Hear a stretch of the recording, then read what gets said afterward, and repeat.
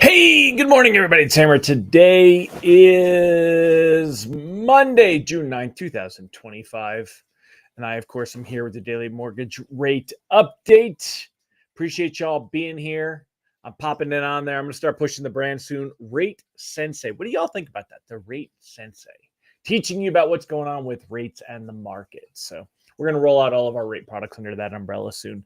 Got a cool little logo and all that stuff going on. So anyway, today we are going to talk about a quick recap on Friday's jobs data and what happened after. So a lot of you saw reprices worse. We're going to talk about what happened there, this week's upcoming data, and where rates are headed this week, and why this week's bond auctions are pretty important. Not more important per se, but definitely more watched than usual. Good morning, Rob Stewart, Tim Klyla, Mallory Fotiadis, Mike Brown, Amy Blauser. Great to have all of you here. Remember, you can join me live each and every weekday morning, 9:30 a.m. Eastern Time. If you're watching on the replay, go ahead. Give me a hashtag replay in the comments. Let me know that you were here. Let Facebook and YouTube know that you're here. Don't forget to smash that like button, subscribe, all that good stuff. If you want a quick reminder that I'm going live, you can go ahead and get that at hmmr.io/reminder. Sign up for a quick text reminder. We don't sell your information or use it for any nefarious purposes. Just send you a text in the morning to say, hey, Hammer's going live. Don't forget, log on, give you the links, all that good stuff. So if you want to make it easy to join the show each morning, go ahead and sign up with this link or use this cool QR code over here. If you're on your phone, you can actually take a screenshot, go back in your photos, and the QR code will work. Isn't that cool? I think that's cool. I think y'all should think it's cool. Mike Brown said maybe rate brown belt. Ouch. Ooh. Angela Walters, good morning. Ron Siegel, am I going to talk about another bogus BLS jobs report? I don't think they're any more bogus than they ever were, honestly. I don't think there's any nefarious, I've used that word twice today, nefarious purpose behind them either. However, Ron did hit us with some important one. Today is National Strawberry Rhubarb Pie Day. We've asked this question before, but we're going to give you a chance to answer it again. Go ahead and tell us, what is your favorite flavor of pie? What is your favorite flavor of pie? I'm either a key lime, banana cream, or maybe something with chocolate. I would eat strawberry rhubarb, though.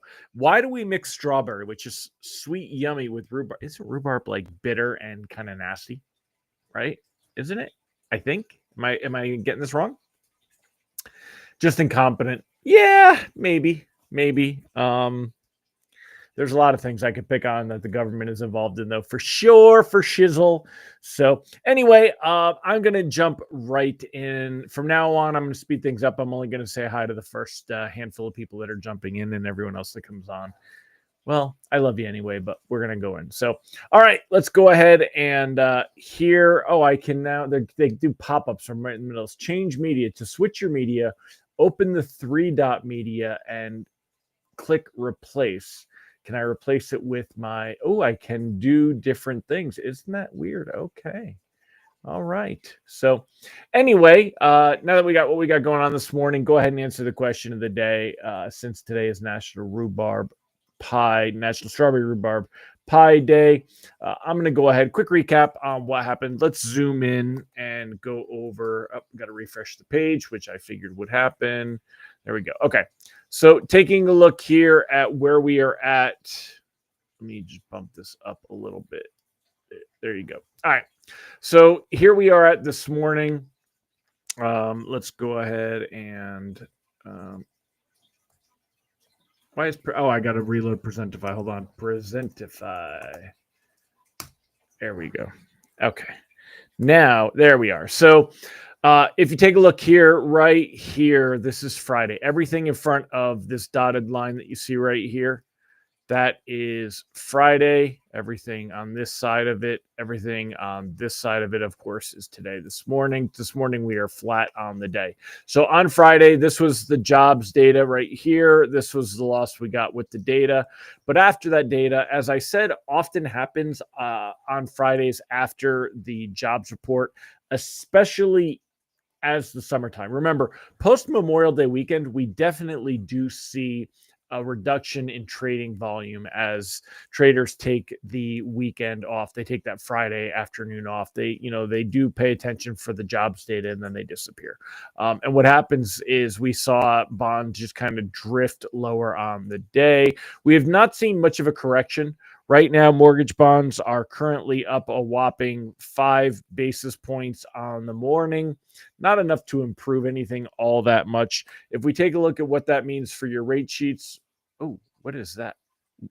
What the heck? I don't even know. I don't even know how I did that. What is that? Oh, that's weird. Is that like a new thing?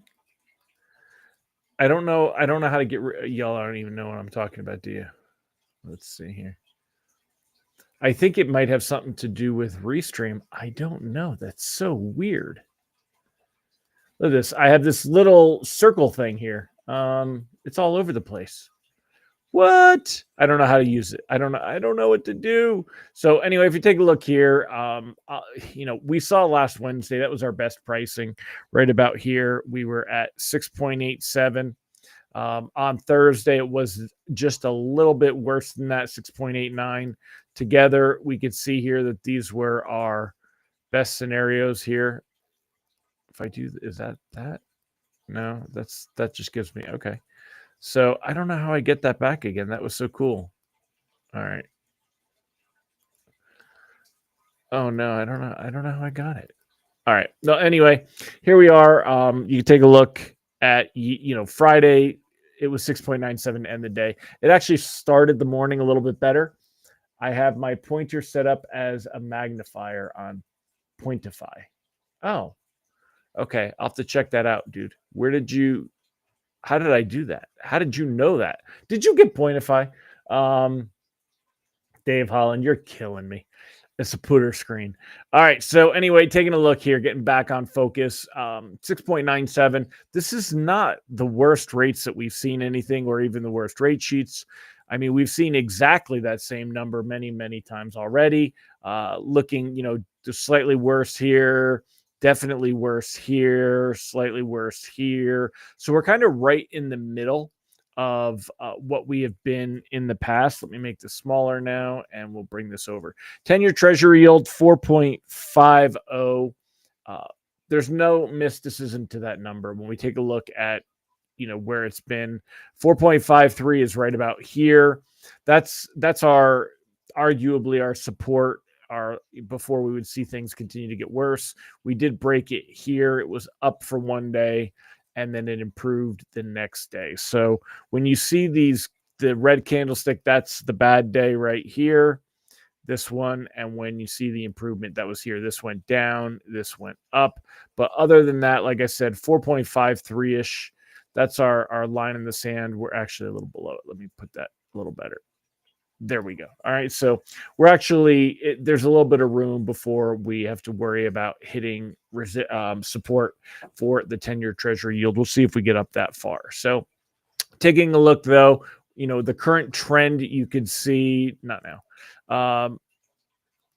The current trend is that things had improved. Remember, when mortgage bonds go up, that's good for rate sheet pricing. Right. So we had been moving up, which was good. And it culminated on Wednesday right here. But since then, on Thursday and Friday, we dropped down. Right now, we're flat. I'm kind of drawing this in. But you know what happens? We have a good shot at seeing things continue to move lower. What would drive things lower this week? Well, let's talk about that. Before we do, though, rate sheets today are going to be worse than Friday morning. So Friday morning, we were, remember, if you take a look here, we were right about here when pricing was coming out. So that was not too bad. However, we ended the day much lower. So we did get reprices worse. So today's rate sheets are going to be very similar to those reprices worse. We're only a couple of basis points higher than that. Again, gains about 5 basis points, and it's questionable if those are even going to hold or if we'll continue to drop down. Reprice risk on the day is moderate. I would like to call it low. I think we're going to hold on to these gains, but I don't know that they're going to hold up. I think they will, but I don't know. There's no economic data today to speak of, really nothing tomorrow either. So we've got 2 empty days before Wednesday's CPI inflation data. That's going to be the big thing, is Wednesday's CPI inflation data. The outlook, though, for rates is really not that good. It's not that bad, but it's not that good. We're not really in a position to see rates improve much. I was talking to Brandy Brickler on Friday, and the question was, where would we stand about locking a loan?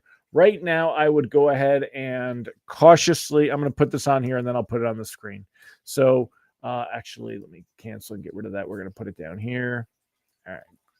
Cautiously float to start, lock at first sign of trouble. Speaking of signs of trouble, here's trouble right here. Take a look at, this is Sophia. Look up at the camera. Say hi to everybody. This is Sophia.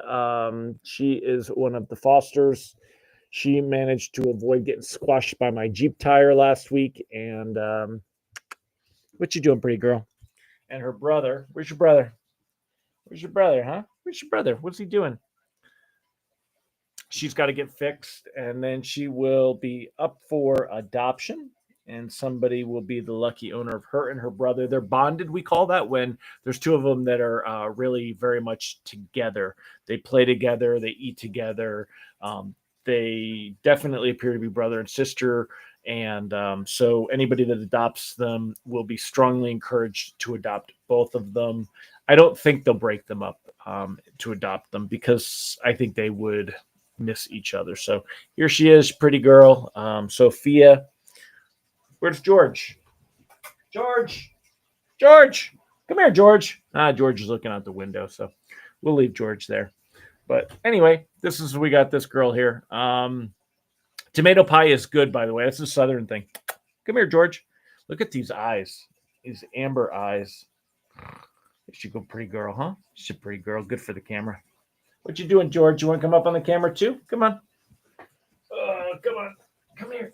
Oh, boy. Trying to pick the two of these two up. There's George. He's buff. So there you go. You guys can see these two. Anyway, go ahead. You guys hop down. So that's it.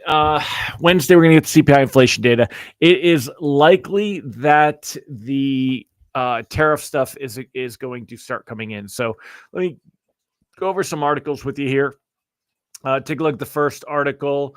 We're not going to talk about LA and Newsom and all that. Not falling into that one. U.S. inflation to tick higher. U.S. inflation to tick higher as tariffs reach consumers. So remember, the data we're going to get on Wednesday, on June 11th, it's going to be May's report. The expectation here, and you can see it right here, the core consumer price index, and it's core, which takes out food and energy prices. Core consumer price index is expected to rise 0.3% in May, the most in 4 months, and accelerate to 2.9% on an annual basis. So here's the deal. If it comes in even stronger than this, that would be really bad for rates and pricing. If it comes in better than this, we're not likely to see too much improvement, because then markets and traders basically just going to be like, hey, then it's they're going to be like, hey, it's just a little early, but we'll see all of that hitting in the next month. So right now, the expectation, U.S. consumers probably saw slightly faster inflation in May, notably for merchandise, as companies gradually pass along higher import duties or tariffs.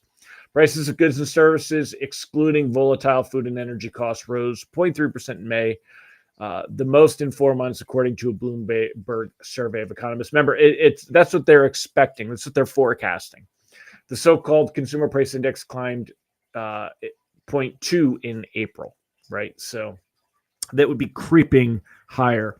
The question is, will this be transitory, as the Fed has said before, meaning that we'll just see this happen 1 or 2 months and then it'll slow down, or will it continue to get worse? Well, that depends. I mean, Trump just turned around and doubled the tariff on metals, which is a big deal and is a big part of many expenses. So who knows? We don't know what we're going to see. So the measure is regarded as a better indicator of underlying inflation, is seen accelerating for the first time this year to 2.9% on an annual basis. Remember, they're talking about core CPI. So that's what we're waiting on to see there. Another article and some things to pay attention to. Normally, the Treasury auctions, they do have a day-to-day effect on rates and pricing. But this week, we're going to have two auctions specifically. Wednesday, we get bond rollover, which is not a big deal. It doesn't affect pricing at all, but we're going to have the 10-year Treasury auction on Wednesday. That's probably going to still take a backseat to the morning's CPI data. The auction happens at 1 p.m. Eastern time. The CPI data comes out at 8:30 a.m. Eastern time. So they're not, it's not going to totally get lost in the crowd, but it's still going to take a backseat. However, the 30-year on Thursday is definitely going to get more attention. Now, the reason the 10-year and the 30-year more so than any other bonds are because they are long-term bonds. And right now, there is a lot of speculation about the appetite for long-term debt. This is more of an issue now than ever because everyone is expecting this big bloated bill to go through and going to require the U.S. to do a lot more borrowing. Now, if you remember, Treasury Secretary Scott Bessent has talked about borrowing on short-term debt to increase the chance for long-term debt to come down. But because you have less supply, so therefore the demand would stay there and affect the pricing. If we borrow with long-term debt, like the 30-year bond, then what happens is you're creating even more supply. There's already limited demand, arguably less demand, with other countries not buying U.S. treasuries right now, as many U.S. treasuries. And that therefore drives down yields or drives up yields, drive down prices. So we'll see where this kind of stands. This is kind of the relevant piece right here. All the auctions will be viewed through the lens of a test of market sentiment. Blah, blah, blah, said so-and-so. It feels like U.S. Treasury Secretary or U.S. Treasury 30-year treasuries are the most unloved bonds out there. Yields on long-term debt have soared in recent weeks as concern over spiraling debt and deficits, again, that's the borrowing that's going to be required from that big bill, have led some investors to shun the securities and prompted others to demand a higher premium for risk of lending to the government. So we will see. The 10-year is considered a long-term bond. It is obviously not as long of a long-term bond as the 30-year, but it is going to be watched and is going to be relevant this week. I don't know why I switched there. Hold on, let's see. It will be watched. So we're going to see what happens with this one. Ron Siegel said, you missed the last bond auction while I was off grid. Foreign consumption of U.S. bonds was good. Yeah, so they're always watching it. Thanks, Ron, for pointing that out. Traders are always watching this, but anyway. So just to wrap up, bring us to a close. We are looking at rates that are very close to 7. By the time you've got your loan level price adjustments and stuff like that, I think most loans are probably pricing around 7. Govies are generally about a half a point better if you compare them. So you're generally looking at about, what are you doing up there, dude? You're looking at ones that are about a half a point better for the Govies, but we'll see. So you gonna smile for the camera, pretty boy? So anyway, that's what we got going on, right? So it was good to see everybody. Tell us what kind of pie you like. Let's go ahead and see what some of your answers were to your favorite flavors of pie. I'm going to go ahead and stop the screen share. Where are you going? You sliding? Sliding. Here you go. Come here. Okay. So we've got, let's see, in the chat. Let's see what y'all said. Apple crisp. I'm all Yasmin Martin. You got me there. Ron Siegel, fresh strawberry pie. Allison Foy also digging strawberry pie. That sounds yummy. Bumbleberry or strawberry rhubarb is a great choice, or an apple. Deb, you just love pie, right? Good morning, Julia Lawrence. Mallory Fociatis really like strawberry rhubarb pie. Has to be made right, though. For sweet pie, go with key lime. For savory, tomato pie. Yeah, and for those of you that don't know in the South, tomato pie is actually really good. It's not a cold pie, sweet pie. Like Mallory says, it's a savory pie. See what else y'all have to say. Almir, coming from Europe, man, that's dedication. I hope you have a wonderful trip. Are you on vacation? All right. Ron Siegel, if you named one of the cats George of the Jungle, why isn't the other cat Shep? I didn't name either one of them. My daughter did through FaceTime with my wife somehow. I would have called them Cat 1 and Cat 2 because I wouldn't have given them names because they're fosters and we're going to get them in condition to go ahead and be given to a wonderful forever home. But somewhere along the lines, they got named George and Sophia. This is my daughter. So pizza pie, Mike taking a loophole and can't disagree. Pizza pie. However, isn't it funny? You need to use the pizza emoji. But that's funny. Yes. What would you like to see? You trying to see what I'm playing with? Come up. Anyway, again, Sophia wants to see what's going on. They are in my office because this is the foster room. And again, I did not expect to be fostering these two. They found us. It appears that somebody abandoned them when they moved out of one of the mobile homes down in the valley, in the holler, as we call it. So, all right, y'all have a fantastic day. I will see you tomorrow, and we won't have much to talk about then either, but we'll find something. Hope you all have a great one. Take care, everybody. Bye-bye.